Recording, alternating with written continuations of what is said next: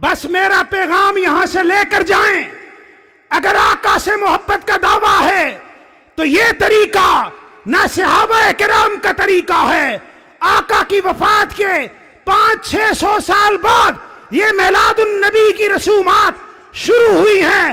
نہ ابو بکر صدیق نے میلاد منایا، نہ عمر ابن خطاب نے، نہ عثمان نے، نہ علی نے، نہ عبد الرحمن بن عوف نے، نہ طلحہ نے، نہ زبیر نے، نہ سعد نے، نہ سعید نے، نہ ابو ہریرہ نے، نہ امہات المومنین نے، نہ عبداللہ بن مسعود نے۔ سارے کے سارے صحابہ کرام آقا کی وفات کے بعد کسی ایک سے میلاد منانا ثابت کر دے، نہیں کر سکتے۔ تابعین سے نہیں کر سکتے۔ اگر آقا سے محبت کا دعویٰ ہے تو پھر ایک ہی طریقہ ہے، آقا کی اتباع کیجئے، آقا کی اطاعت کیجئے۔